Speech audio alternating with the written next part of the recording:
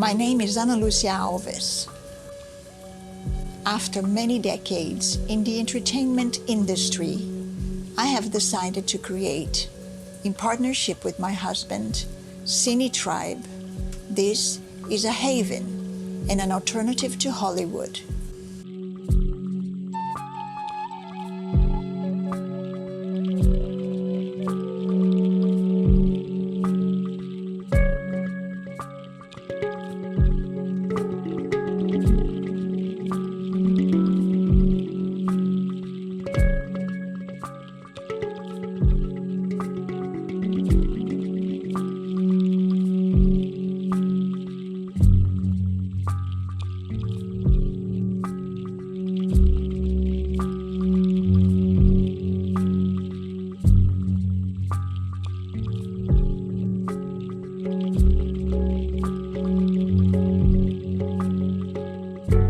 I welcome you, Mr. Cremo.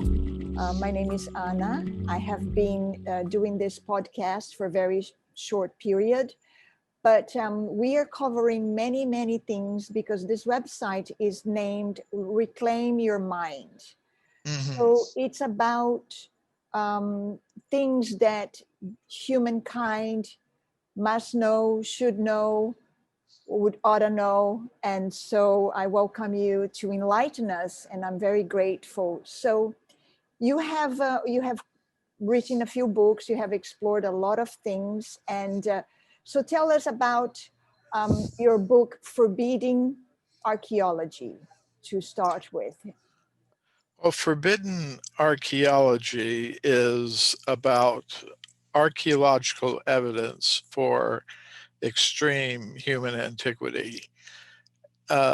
Most scientists today think human beings like us first came into existence less than 300,000 years ago.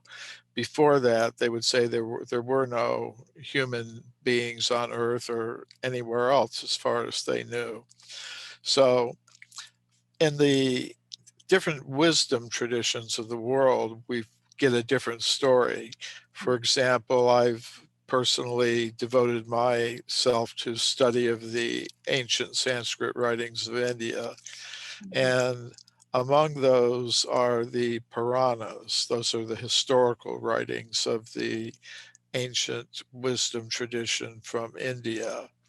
And from sources like that, we get different information.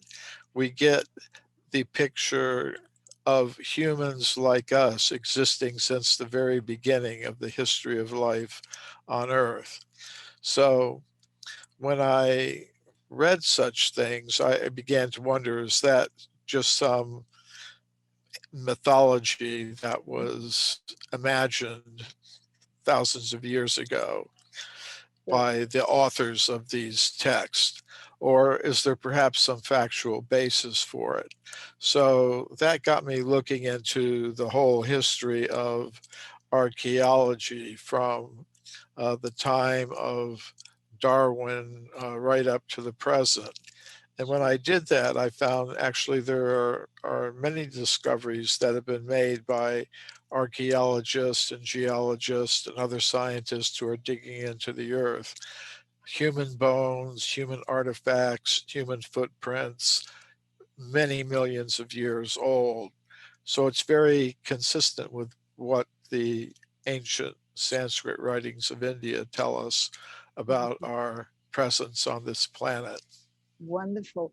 So when you made these discoveries, you decided to write this put together all this evidence, really, about archaeology that have not been accepted in the mainstream. So with these studies, I understood that you went into another book that you also named Human Devolution. So why did you name that book that as well, if you will, please? Yes. After people read my book, Forbidden Archeology, they began asking me a question.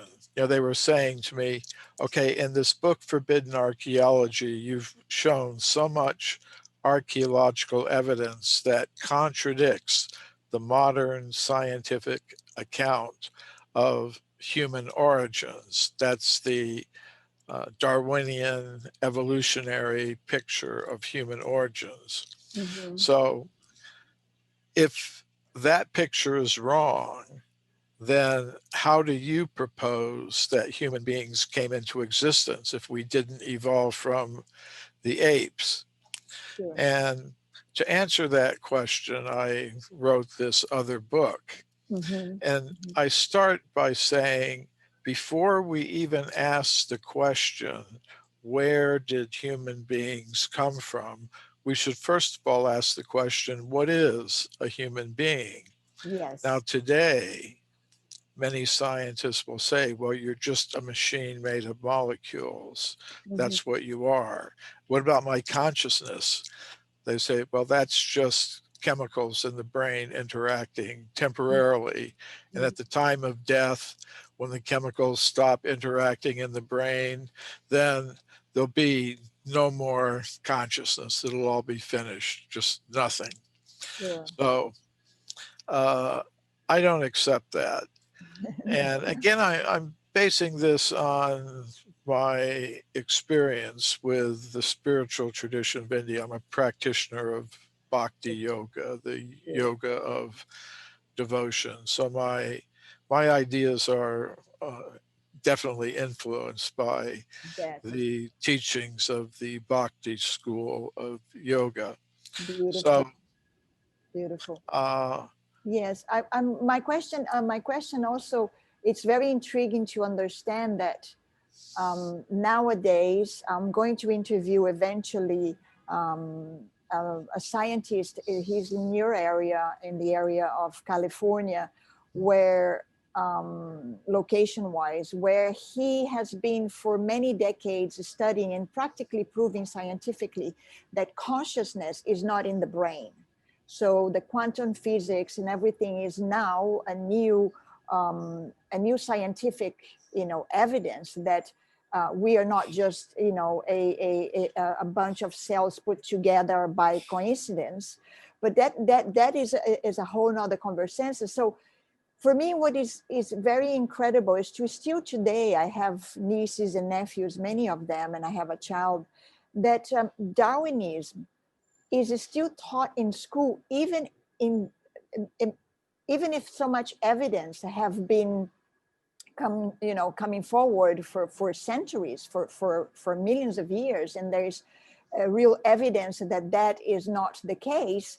So how come that is so, that is in the mainstream and pushed on people? And also another question would be, what do you feel that the human condition, what are the consequences for human beings being removed from this information, for being this information is hidden? So what are the consequences for the human beings not having this information? yes, there are consequences. I mean, why should we care one way or the other? It's because there are consequences. Yes, I do care. Actually, actually, uh, what this all means, that human life has been around since the beginning of life on Earth, it means this universe has a purpose. We're not just accidental creatures in an accidental universe. The universe is like a school, as I said, and you were mentioning also, as conscious beings, we are not products of matter. We're Mhm, from another level or dimension of reality. We can call it the level of pure consciousness. mhm. So none of us are from this world. So that's what I mean by devolution. As conscious, individual, personal beings, we don't evolve up from matter. Rather, we devolve or come down from a position of pure consciousness Sure. where we exist in loving harmony with the source, all conscious beings. Some people would call that God. Sure. So you use a term that is very important, knowledge filtration. So this knowledge filtration, what does it mean, and what is, do you think this process, this knowledge filtration, also is used in other areas regarding human knowledge and activities? Yes, well, I'm not talking here about some conspiracy theory. No. It's something that philosophers of science and historians of science have understood for a long time, that theoretical preconceptions can influence how a scientist reacts to different categories of evidence that come to his or her attention. Mm-hmm. Uh, it works like this. In the world of science, there are dominant theories, theories that are supported now, today, by most scientists. If the evidence radically contradicts one of these dominant theories, like the theory of Darwinian evolution, then it tends to be filtered out, which means they think, well, I don't know about this, let's just set this aside, or just forget about it, or maybe just dismiss it on some very flimsy grounds. So it just Sure. gets filtered out of the discussion. And now if some evidence goes along with the dominant theory, it passes through this Sure. intellectual filter, this knowledge filter, and then you'll read about it in the textbooks. You'll Mhm. hear scientists talking about it on the Discovery Channel or Nova programs, Sure. something like that. So So, that's yeah, that's how it operates. That's what I mean by knowledge filtration, and sure. it operates in many different Yes. fields. So it's not that academia fully just disregard, but there is a process where so much evidence is disregarded because it doesn't fit the story that they have been believing for so Mm. long. So so um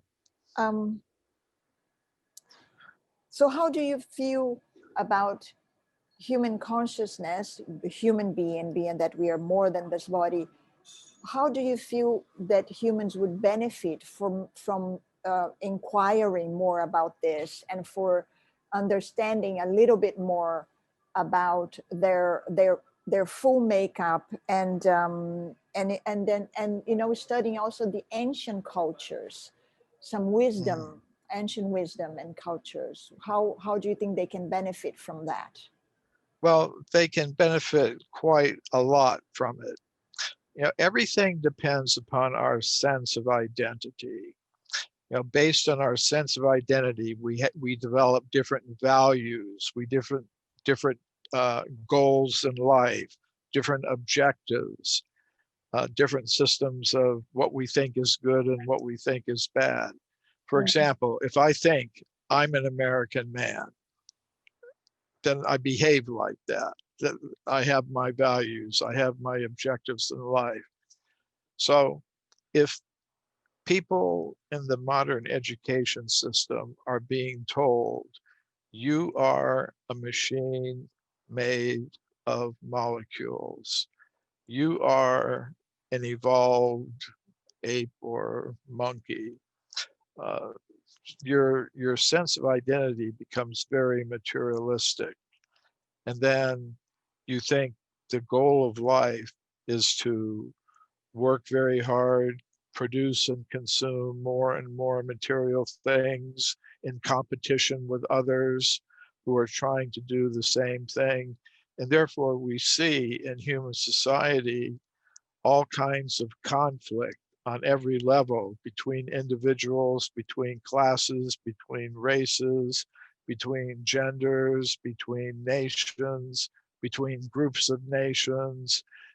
And we also find that in pursuit of these strictly materialistic goals, we're destroying our planet. We're poisoning the air, poisoning the land, poisoning the water.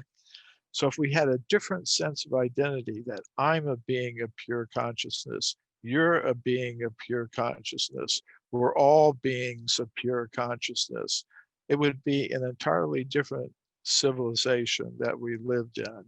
We would be thinking, well, we're all beings of pure consciousness, we're all part of the same family. Mm, Why divide ourselves up into so many competing groups? sure. And we can cooperatively learn how to satisfy our material needs, because after all, we're in the world, the material world. We do have certain necessities, but we can get them in the most simple, natural, fair, equitable way possible, Yeah, and put most of our human energy into developing that resource of consciousness.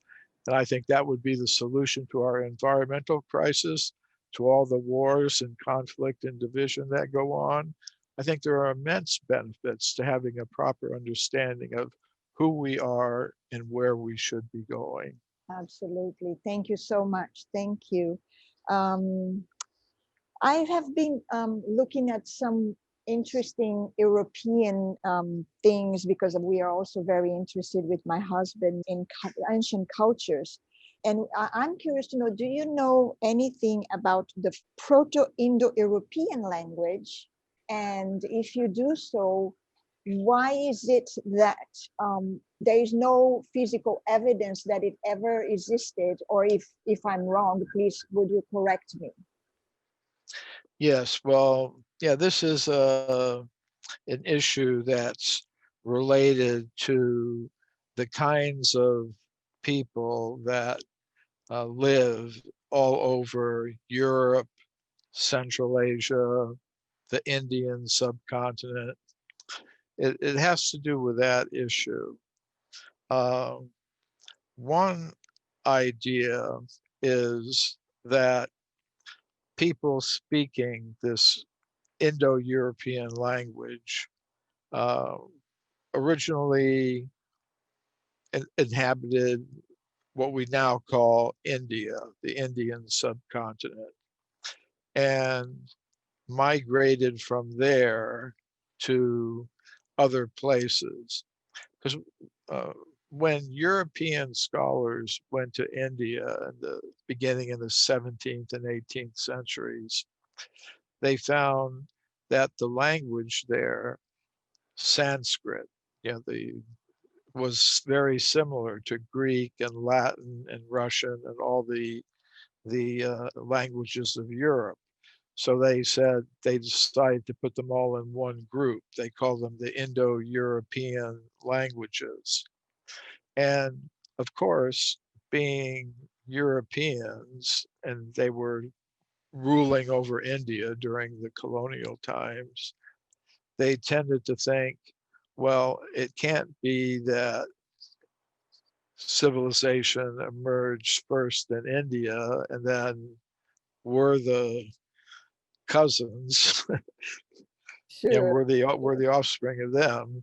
So that they kind of turned it around and said, well, originally in India there weren't any uh, Indo-European speaking people, no Sanskrit speaking people, and so they invented this to avoid the idea that all the European languages come from Sanskrit.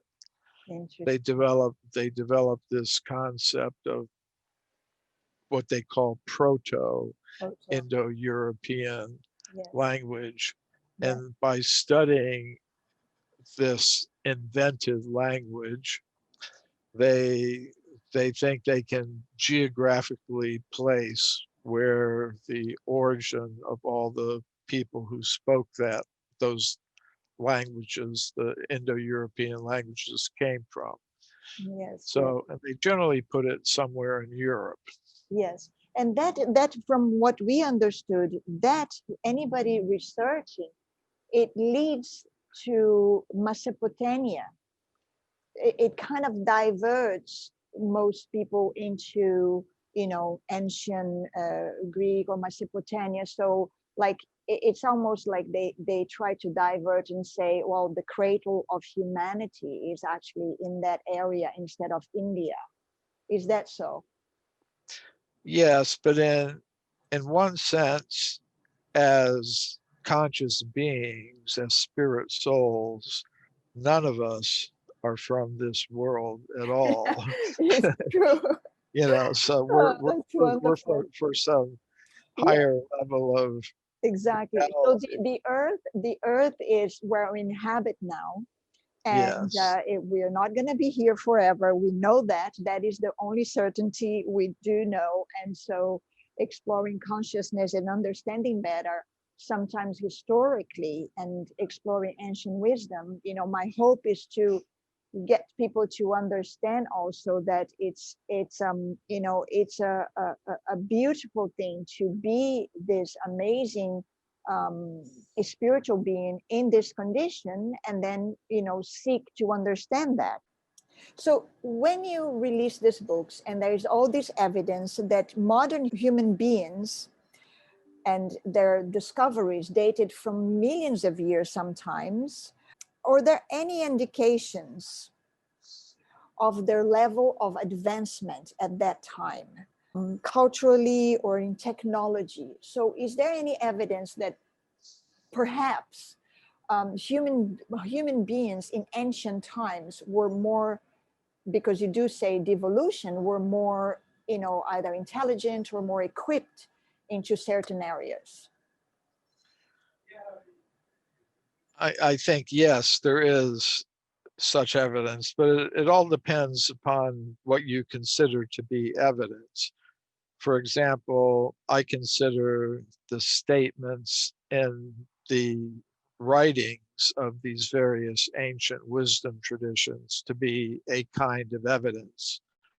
For example, in the Puranas, there are descriptions of human civilizations that existed on Earth millions of years ago that had spacecraft and aircraft.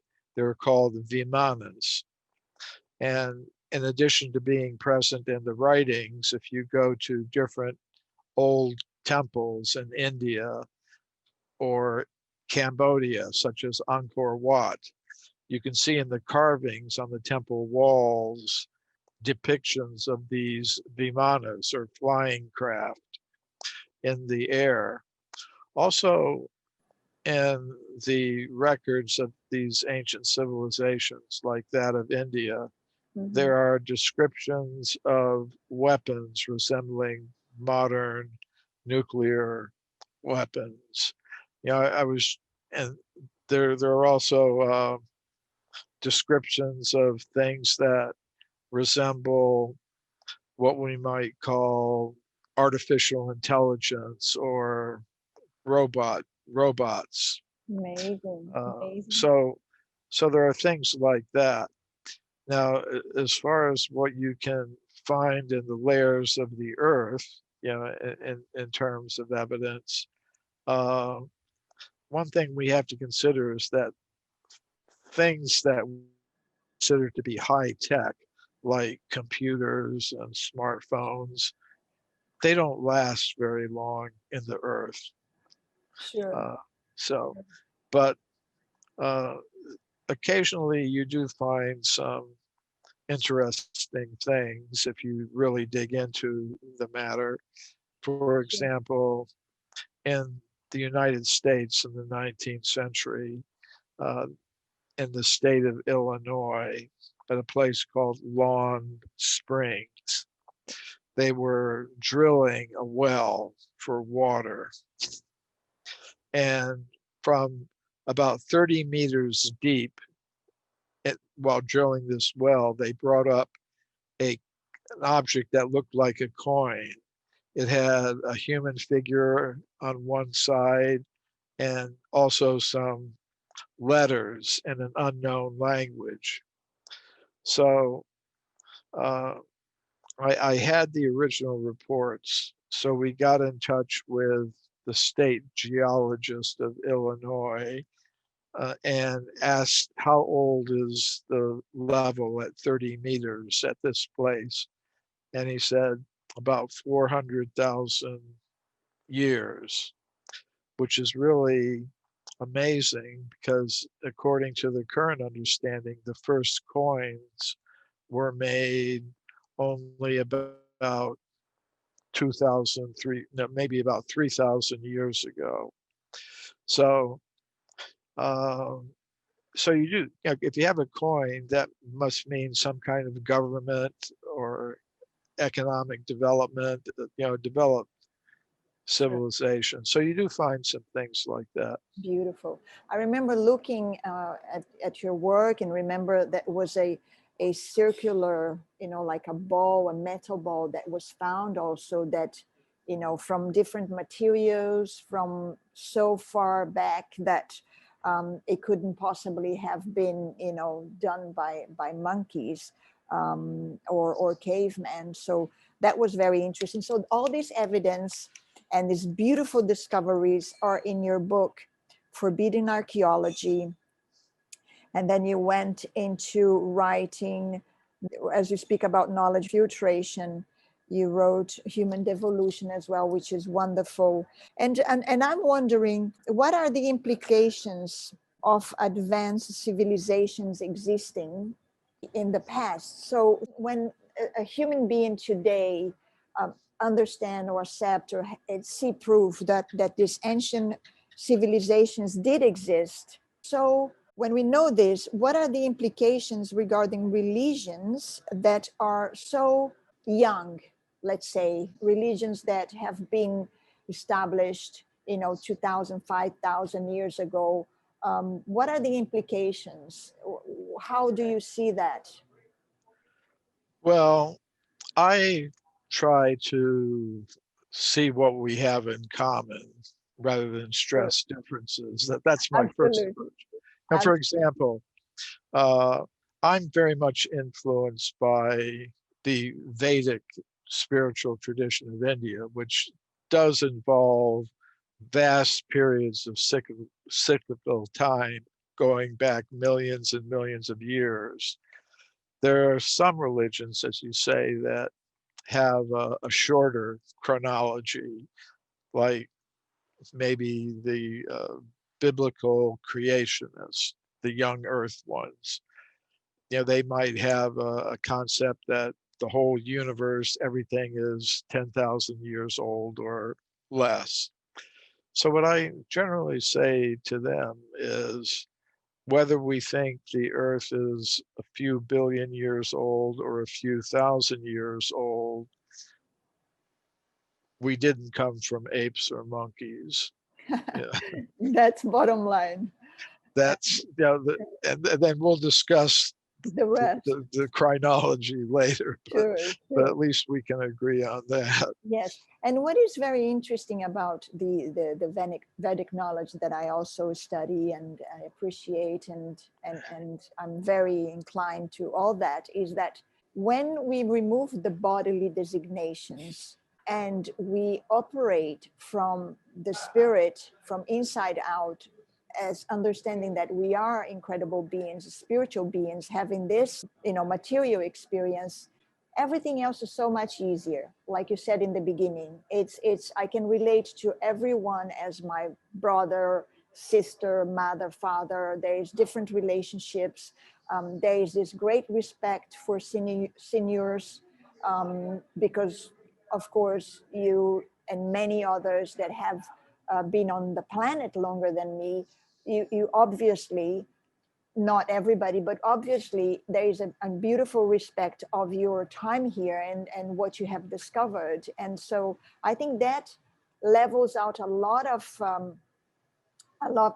things, because then we can really relate to each other as human beings and as spiritual beings having this amazing experience. And I think that would remove all this many issues and many problems just by considering, including racism and wars and everything. It's like, I'm just a spirit so in a body at this time here. So that really is really inspiring, and it's something that we love to share with our friends and family as well. And so now with this podcast, I'm hoping to share more. So is there anything else you would like to express at this time regarding maybe the world affairs and how you feel, the generations that are coming after you? My son is 26 years old, living in Paris. There is this apparently health issue.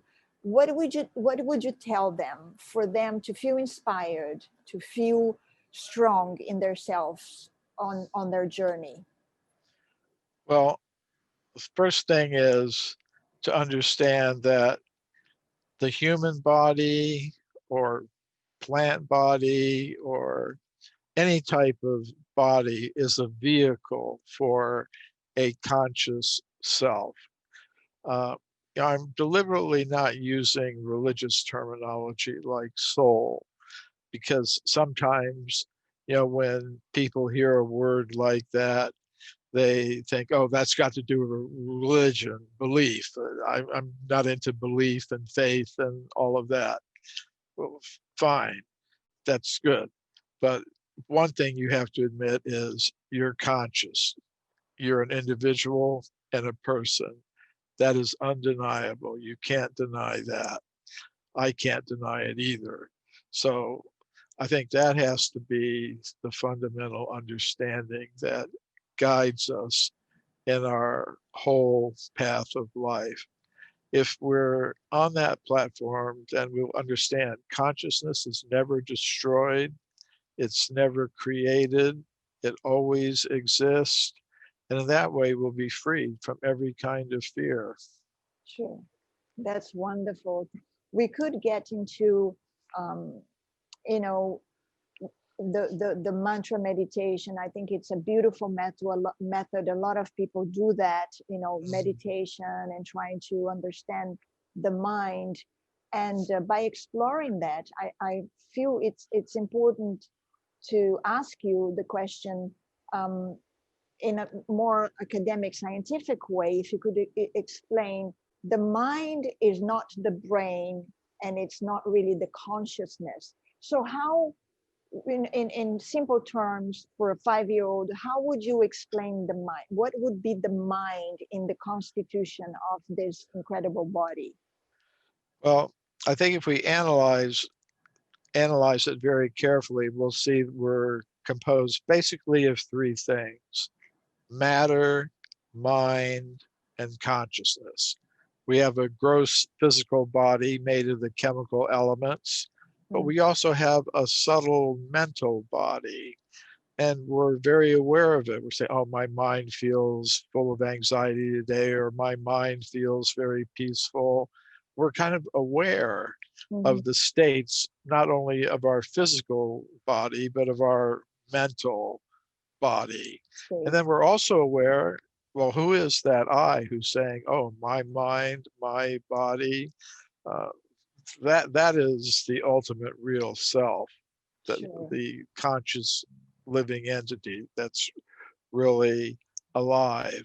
Now, in terms of, sometimes uh, metaphors are helpful in understanding something. So you could say, uh, you could look at this in terms of computers. Like, I've got a computer in front of me, it's made of matter, uh, and I'm a conscious self, and I'm using the computer, but not directly. There's software, that I can use the software to write something, I can use it to film something or record some music. You can do different things with the software. So the software is the interface between the user and the computer.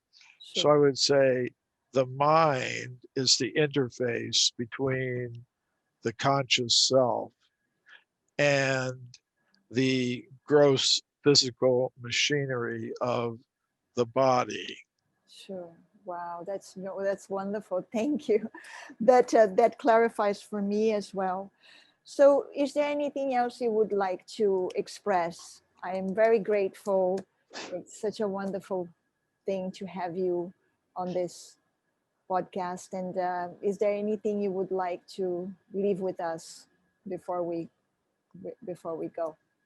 Well, there is one thing I would like to say is that, I don't think I have a monopoly on truth. I respect the right of each individual to make up their own mind about these things. Sure, So somebody may agree with me, it's good. They may disagree with me. I respect that. sure. That's But wonderful. we all just have, but we each have to live with Exactly. the choices that we make. That is So certain. Yes. so far, I'm happy with the choices I've made, Great. and I hope everyone else is happy with their choices. Thank you. That's wonderful.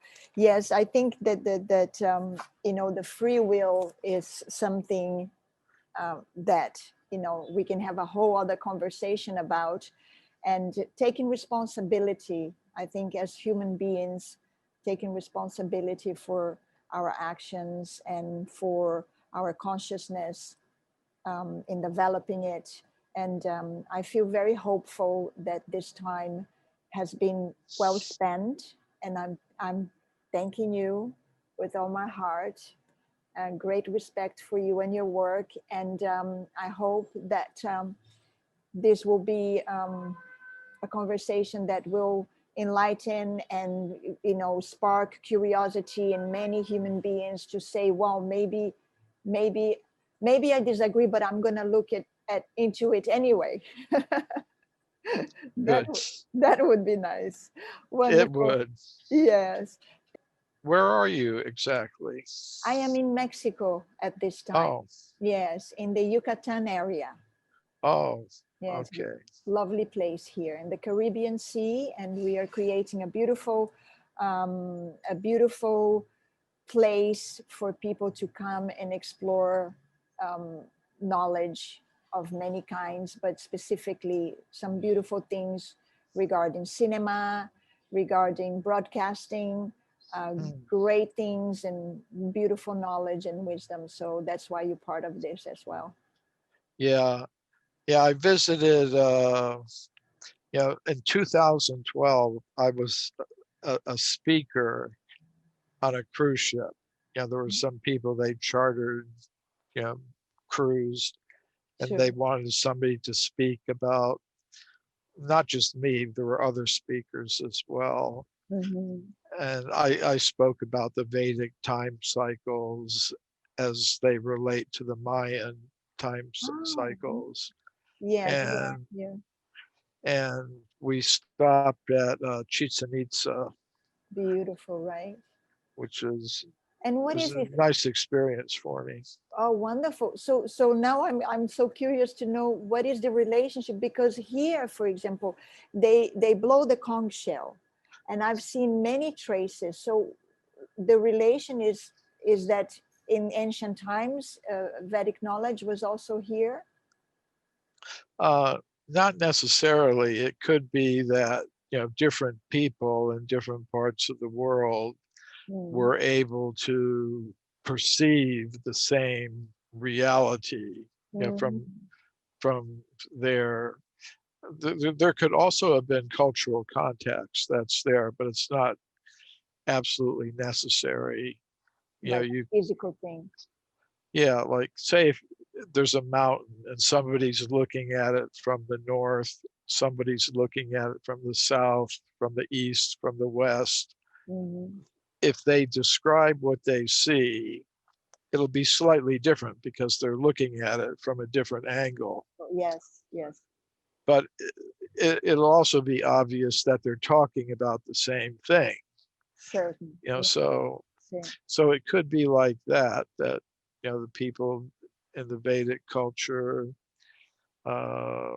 They had their perspective, and the Mayan people in Central America, they had their perspective, the same reality. But Sure. the common feature is vast cycles of time Yes. lasting millions or hundreds of thousands of years that go in cycles. Yes. Yes. That's And very it's prominent in their not calendar, linear. right? The calendar. Yeah, Yes. It, yeah. it's And very, there are some similarities too in terms of that show that there may have been cultural contacts as well, the similar styles of architecture and some yeah, of the the same pyramids. Yeah. same themes. Yes. So Yeah. there's that aspect. So it could have been, I don't know, it's just far out of speculation, is that they, because they were more evolved in consciousness, they could have been um, almost in communication with other faraway, civilizations, and kind of living in the same um, time, and in the same consciousness. Is it possible? Yes, and that's why when we were talking about technology, you were saying, is there evidence for advanced technology? Mm-hmm. There, there, there, we may misunderstand what's actually advanced. Yeah, Yeah, in sure. other words, there may have been a time, as you were just suggesting, when people, even though they were living in geographically separate places, were able to communicate with some special Telepathy. powers Yeah, telepathically or so on. wonderful. And they were able to communicate like that without, They didn't and need a phone. right. And then it's like our modern technology, so-called smartphones and Mhm. computers and internet and web and all that, Sure. is just our attempt to reproduce that natural ability in Mm. such a way that it can be used to dominate, control, and exploit people. You Mhm. know, Mhm. you get them, To pay for it, and pay for it, make it, manufacture it, sure. keep them working, and when they're not working, consuming, being on Exactly. Facebook and Exactly. getting money from that as well. Yeah. Very intelligent people. They manage to monetize our social life. Absolutely, absolutely. So that is the again goes back to the devolution being the Yes. case. Even the in Egyptian times, they can't explain the Egyptian pyramids.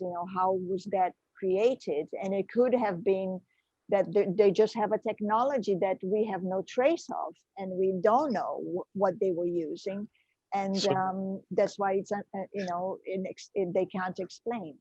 So yes, there is I really recommend everybody to hear this further, further things regarding this book and your discoveries and your journey. And I will put links everywhere to your work, and hopefully, uh, this will inspire many to dig a little deeper. yes. So So now we're having a real conversation. exactly. Yes, it's also Like, I think it's important also a little bit for my model, a little bit of formality, because um, the familiarity in many people doing this kind of podcast is it's a little bit too much for me, so artificial. Yeah. artificial. So I think it's important to also establish that you know um, Reserved. the reserved, and then I'm used to that. exactly. That's No, but also seniority. I think my mom is now 92, and I can't stand how people address. And so I for the see. younger generations, I think it's important that they understand that there's an etiquette, there is a way to address certain characters, personalities, and age, and etc. The French culture is still very very strong in that, and even in their language. And I think that's very important, because you can't just have a 15-year-old coming up to you and saying, hey, Yeah. what's up. So I think that's an No, good that is very good. That's very true. yeah. It's good if the intergenerational etiquettes can be observed. That would be wonderful, wouldn't it? Yes. Yeah, I remember being in London. On both sides. Yes, absolutely. I remember being in London and my son being 15, and he would stand up if we took a bus. Immediately, with anybody over 50 would come in, and he would just give his seat away. And most people, even 10 years ago, they would be shocked, because they were like, oh my God, this is a well-educated human being. And I think it's just normal. My parents did that to us, and for us, really.